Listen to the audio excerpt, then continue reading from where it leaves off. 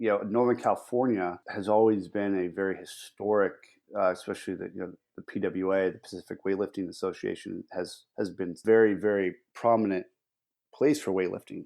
I mean, there's so much history up there. So not only was I inspired to move back home, but to do my own thing in biggest hotbed of weightlifting in the country excited me. It gave me a passion of like, okay, if I'm going to do this, I'm going to do this with side by side with the best. Hello, everyone, and welcome to the OLIF podcast, where we discuss educational and relevant topics about Olympic weightlifting. I'm Anton Jefferson. And I'm JP Nicoletta, and today we brought on Don Ricci of Delta Weightlifting in Sacramento. Don has become a good friend and somebody who I wanted to speak to because I believe that he represents the next wave of coaches and teams that are coming up in the sport. And I like speaking to guys like him. We've done it before, Anton. I view him in a similar light as people who are coming along, sort of like Dan Brown, who we've had on, and Lift Lab. And they have teams that, although you may not fully see at the top of the rankings right now, I think in the years to come you will. And I like getting story and perspective from guys like this, or coaches like this.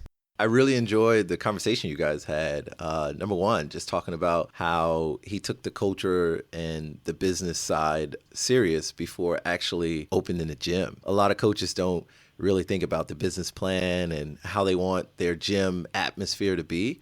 And I thought that was very interesting. Yeah, and he did both. And first being, he actually wrote a business plan, which some people or many people in the sport don't do. That actually took me by surprise. The other thing that he mentioned that I thought was good from an entrepreneurial standpoint was what actually pushed him off the cliff to go out on his own. Yeah, that breakaway effect, or as you like to call it, a baby effect.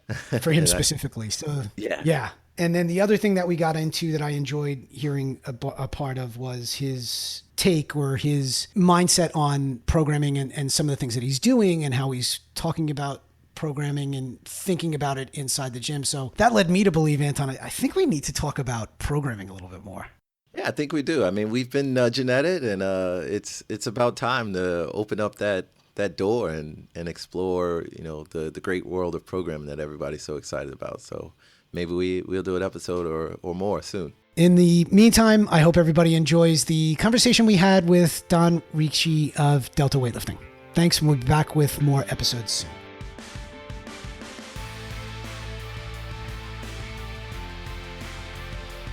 Don, thank you for taking a little bit of time to come on and talk a little bit about Delta Weightlifting, your history, and everything you've been doing. I mentioned to you before we started that I think it's good to have somebody like you on because you've been living what I think is sort of the next generation for our sport, certainly over the last 5 years. And I really like your story of how you grew from somebody who was learning the sport kind of later on, really after your own athletic career ended, and then you moved into coaching and now coaching full time, and you've got a club and you're really building and going in the right direction. So I want to get into your whole story and talk a bit about what you've experienced. I'll start by saying, I think the first time I met you, I walked into Waxman's gym on a business trip and you were in there, and this is probably what? 2009, 2010, something like that. And, you introduced me. You're giving me to too much credit. When was it? I don't even remember. Do you even remember? That's probably 2012, I think. Okay.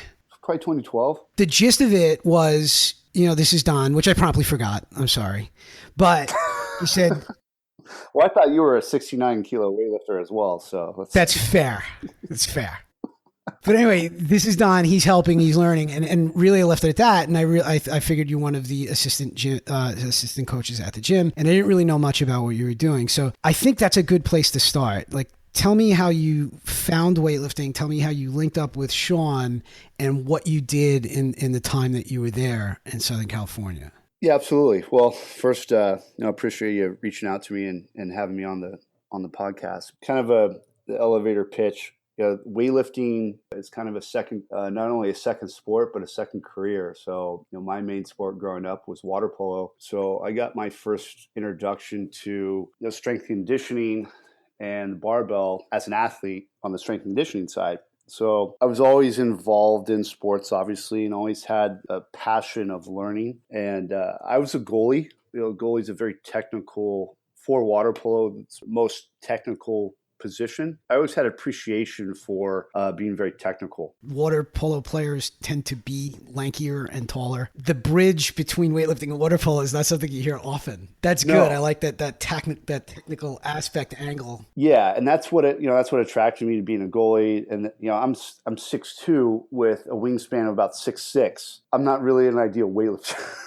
Not your typical build, exactly. No. After college, I got into more white collar job. I was in real estate, and it just wore me down. And I was coaching water polo on the side, but it just wasn't.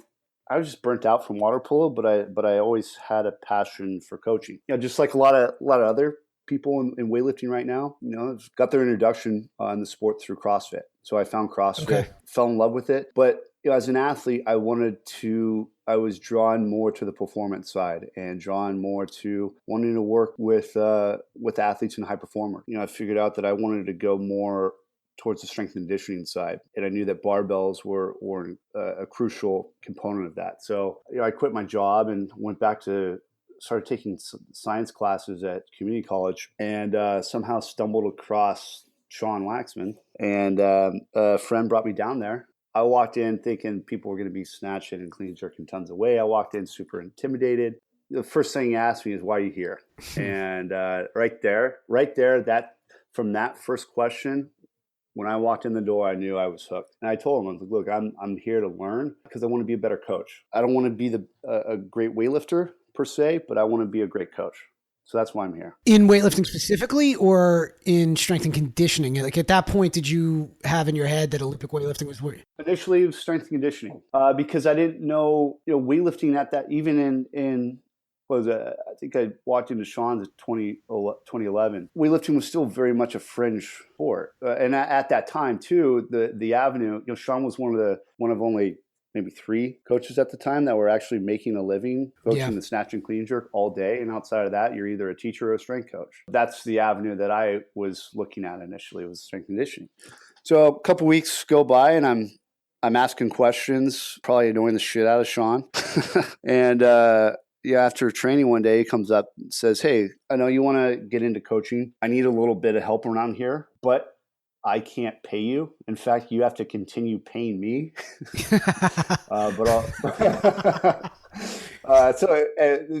Which I appreciated because he was very upfront. But he said, "I'll teach you everything I know." And then from there, so the expectation was that I come in every day. I train.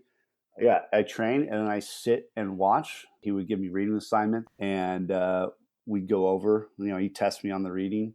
How long did that type of game play out? How long were you guys doing that? With reading and kind of, him kind of sitting down with me, probably 6 months. And then I had a quick trip to Texas for about 8 months. So I was with Ursula for that period. And then I came back. So once I got back to LA, it was less about kind of sitting down. He would still give me stuff to read, like, "Hey, you'd be interested in reading this." But the deal was, anytime, every day I was in, I would have to tell him one thing I learned and ask him a question, and a legitimate question. In terms of like just that technical eye, there was some of that, I would imagine. What did you see? Just observing his athletes, he would sit and go back and forth a little bit on, "What'd you see here? What would you do?" Right. So at that time, the weightlifting team there was just Ashley and then his 3 knuckleheads, Greg, Sam, and Ernie. But at that time, he had Andrea Ager, Becca Voigt. He had some of the biggest names in CrossFit coming in. I learned a lot from watching them and asking questions because they were still very raw. So Sean was in the kind of the teaching mode with them. So it was a very good experience of, I would sit next to him and he said, "What'd you see there?" "Well, the bar swung away." "All right, well, why?" And he would ask me, 5 layers of why before kind of came to the conclusion of really what was causing the error. So he talks about this in his level ones as well. Of you gotta be able to answer the question why 3 to 4 layers. Okay. It's like an onion. So that was ingrained to me very, very early. It was essentially getting without a piece of paper, getting a master's in coaching weightlifting. Fast forward a bit to when you decided to break away on your own, or when you felt that it was time to be ready to go out and start a club and work on your own with athletes. When I had my first child. All right. Entrepreneurs and business people speak about the baby effect all the time. Having a kid becomes that life event that it's now my responsibility to produce and provide in some way. I have to go. Right. Well, it was, it's almost a I don't want to say force, but for lack of a better way to explain it, you have a kid and that kind of forces you, puts you, Exactly. your back's up against the wall, and it kind of forces you to either shit or get off the pot. And, it's also like having a kid. Oh, well, I'm never going to be ready to have a kid. Well, no, you're not, but have a kid and you'll learn. And my wife and I had our first kid. And as much as I wanted to be with Sean and continue to learn from him, I was in a position where I had to start providing, or at least set things up to start providing. So being in LA, the cost of living, I didn't want to raise a kid or a family in an apartment. And the likelihood of ever buying a house in LA, my wife's a nurse, and me as a weightlifting coach, my God, a tear down piece of crap is $800,000 down there. Yeah.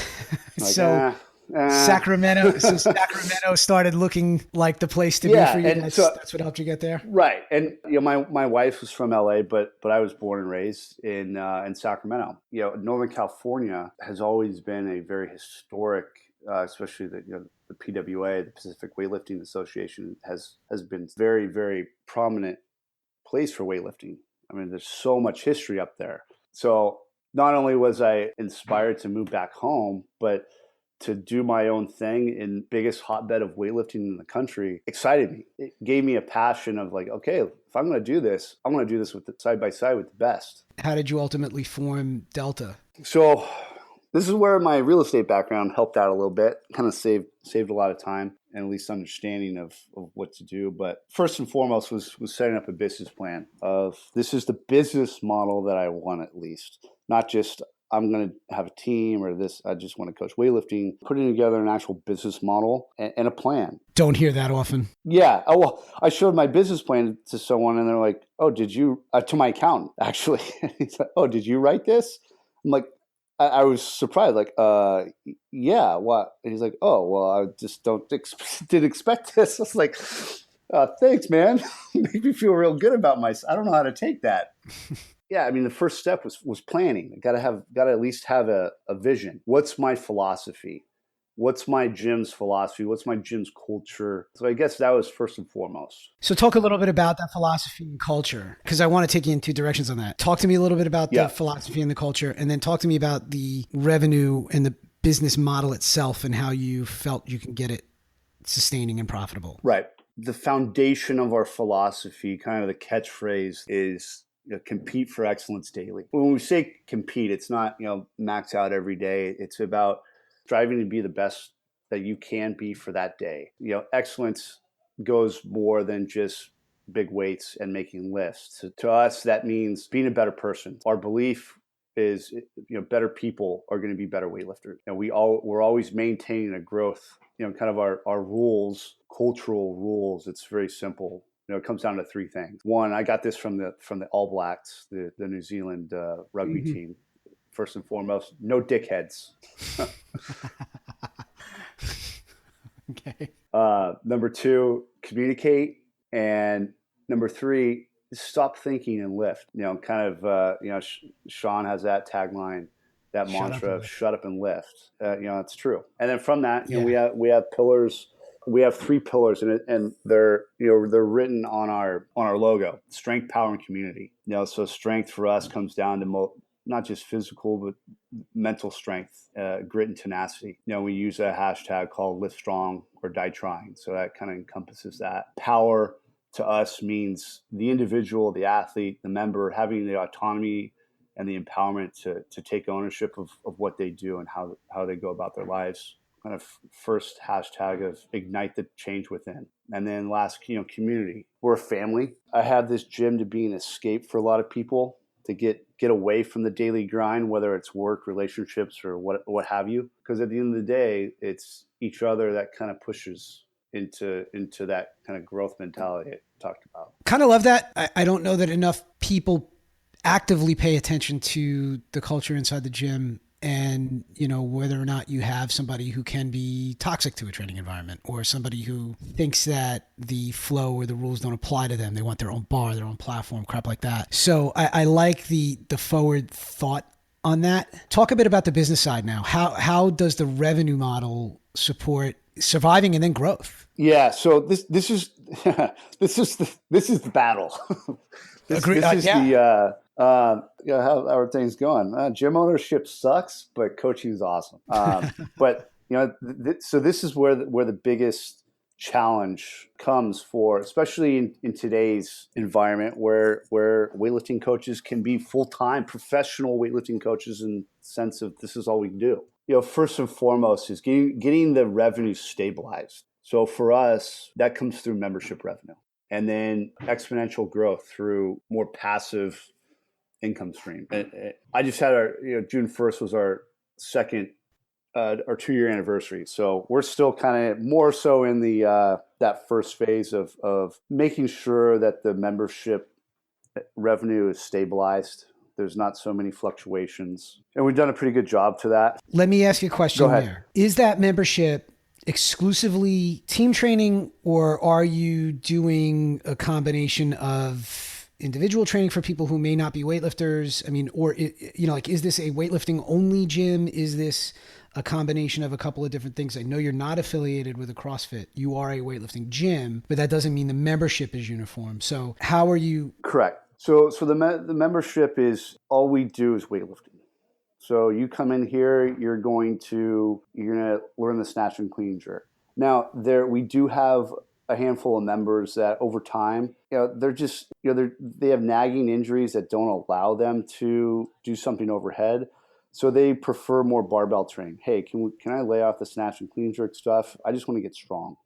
Sure, but you come into this gym with the understanding that you're gonna work with the barbell, and at least initially, we're going to properly teach you how to snatch and clean jerk. How that model works is we don't have classes. It's kind of a customized training in a group environment, in the sense that there's a general training plan, but we're going to make tweaks based on your frequency, how many days a week you come in. We may adjust certain exercises for that day based on the individual. So it's not personalized per se, but it's customized. And let's say, we open up in the afternoons at 3:30. You come in at 3:30 and kind of warm up on your own. Some athletes may have a little bit more structure to their warm up depending on their experience and really what their needs are. And then they train, they're done when they're done. It may take them an hour.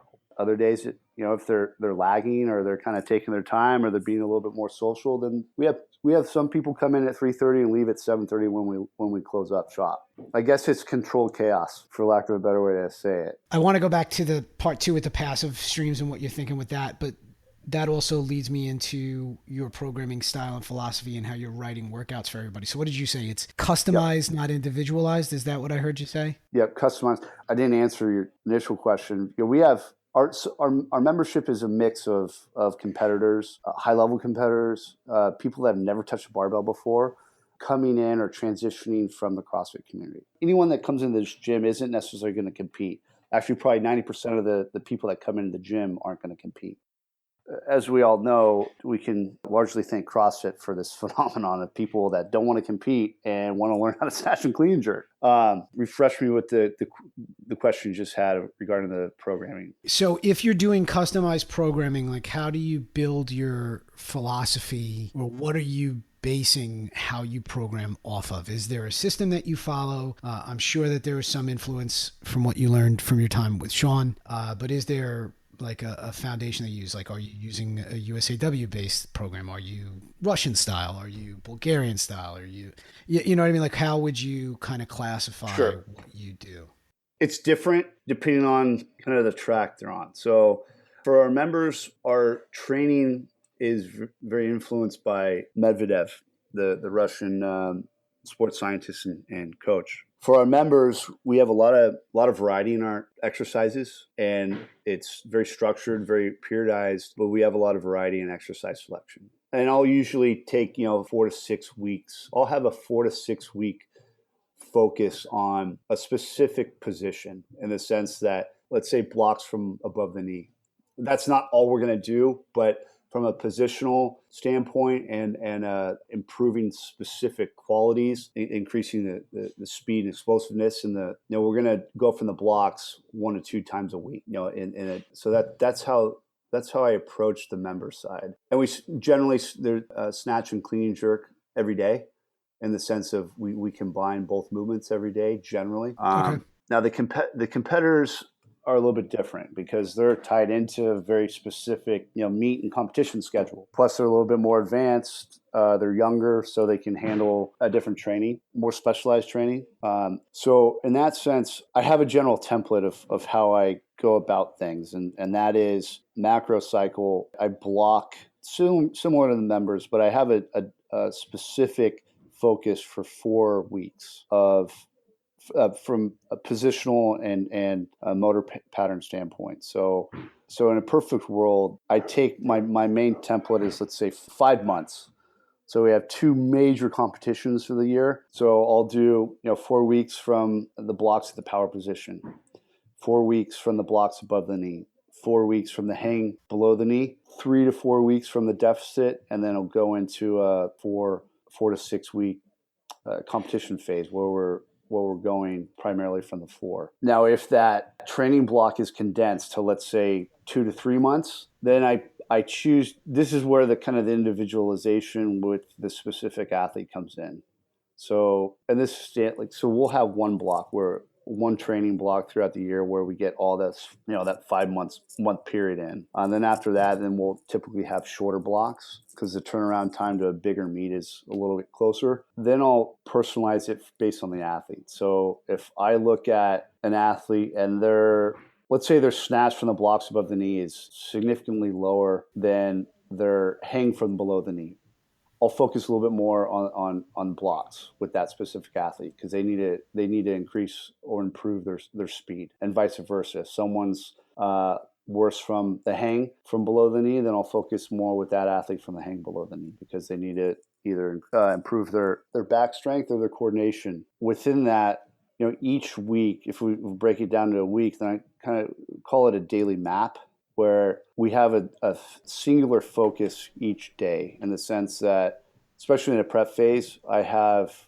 a one lift focus. So for us, Mondays are squat and snatch related. Tuesdays are jerk related. Wednesdays are front squat and clean related. And those Mondays and Wednesdays are more positional snatch and positional clean focus. Do you take a day of adjustment on everybody? So if you've got somebody programmed out, I'm just picking a number, up to 90% on a given day in a movement, and you're loving the way that they look, will you have them tick it up because that day they're flowing well? Or if somebody's struggling to get to that 90, do you do that day adjustment, or do you let them kind of power through to hold to the program? Because I've heard it from both sides. People play that both ways. My philosophy on that standpoint is training is always written in pencil. So we kind of do a hybrid, in the sense that, on paper, partly so I can keep track of average intensity and volume, we have percentages on paper generally.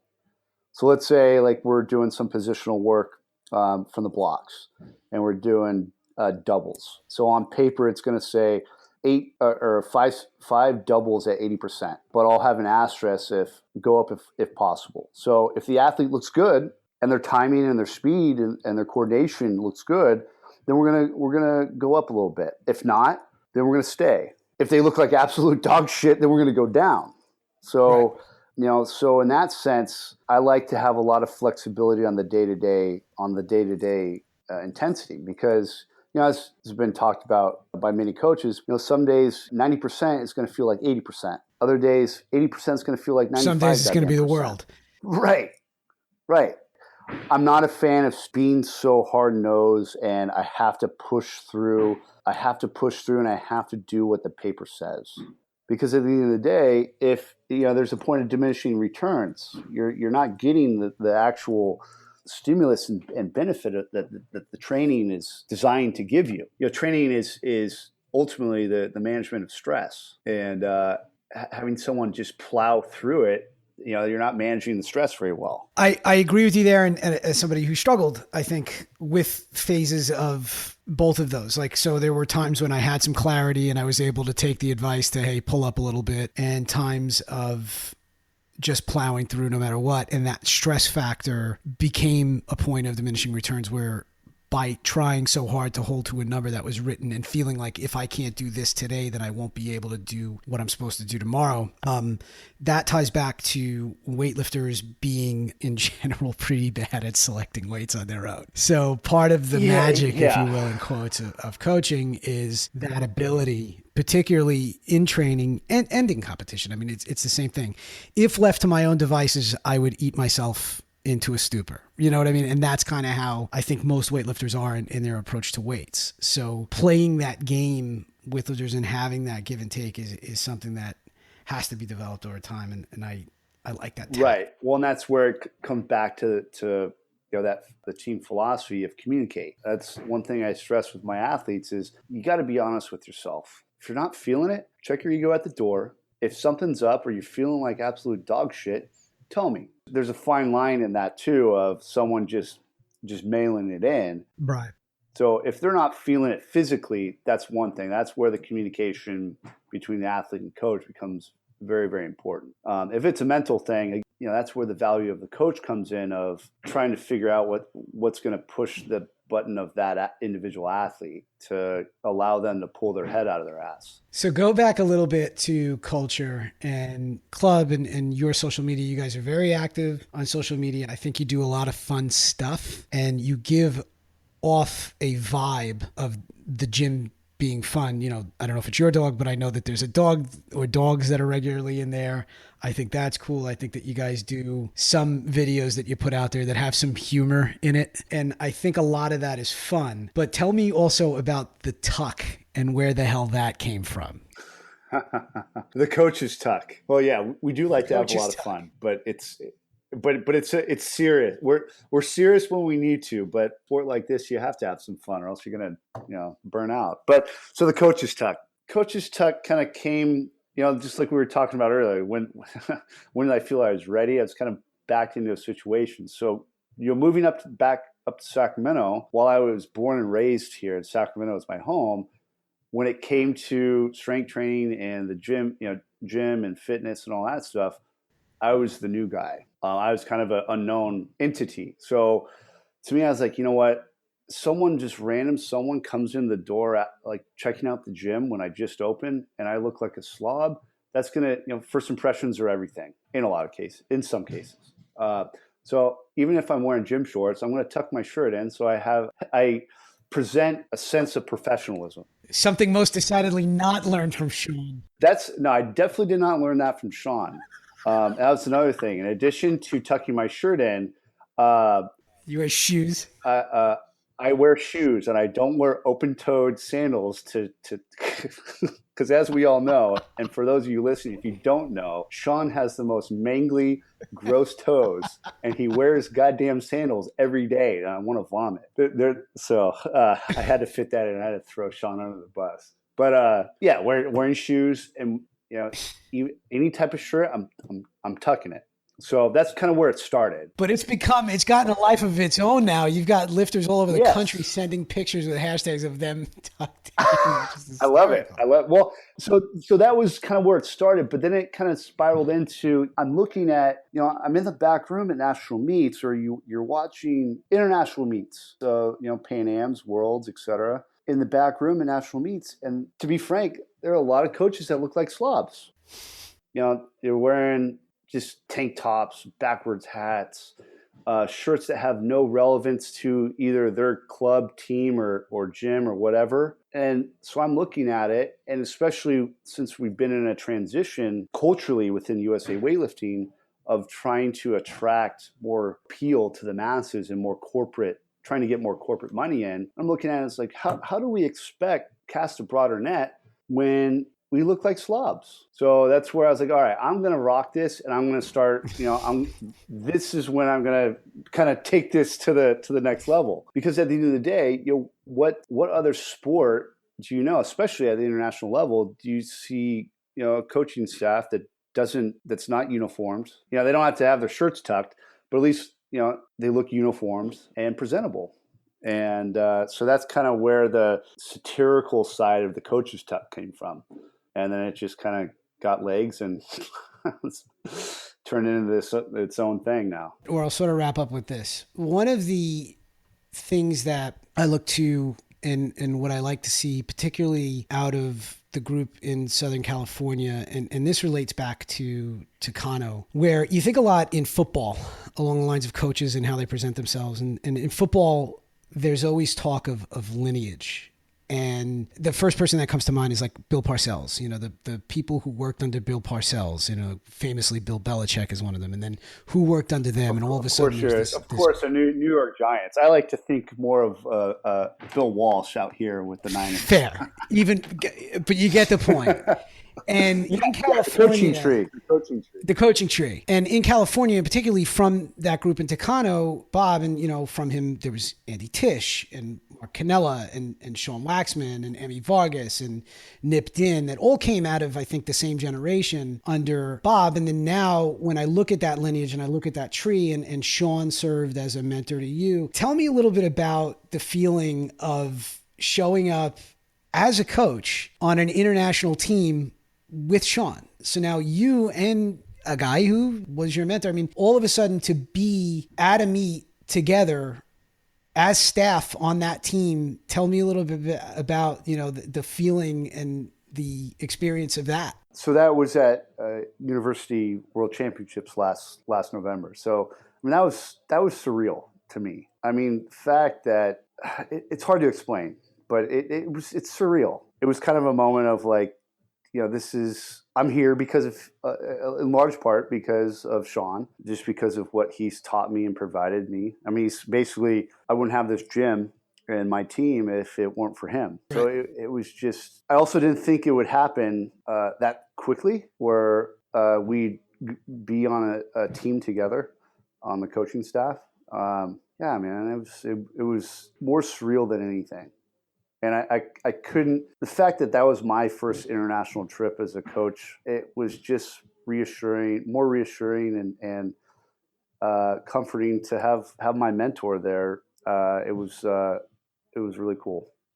So where do you go from here? What are you looking at next? From a business standpoint, as the gym membership is starting to be stabilized, it's trying to cast a broader net. And looking for ways to get our stuff out to the world more and create more, trying to get more content out, whether it's programs, blog posts, video content.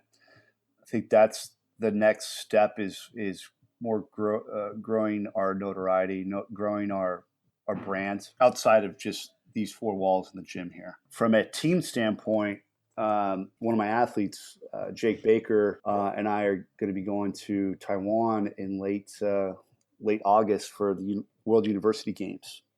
So that's kind of the next big thing from a coaching standpoint. So, his training's been going really well and he's looking to improve on his total and hopefully start competing with the incredible group of 105s that we have already in the stables. So Jake's one of those guys that the rise of these other great 105s is a really big driving force for him and a motivator. So. All right. So last question, if anyone wants to find you, if anybody's in the Sacramento area or just wants to find you online, where's the best way or what's the best way to get in touch with you and Delta Weightlifting? Info@deltaweightlifting.com is email. That's the quickest way to get a hold of me. Go to our website, www.deltaweightlifting.com. We're on Facebook and also obviously Instagram. Our Instagram handle is at Delta_weightlifting. Don, this is great. Thank you so much for doing this, and good luck in August at the University Worlds to you and Jake, and I'm sure there will be more to come. We'll see you soon. JP, thanks a lot, man. Appreciate it.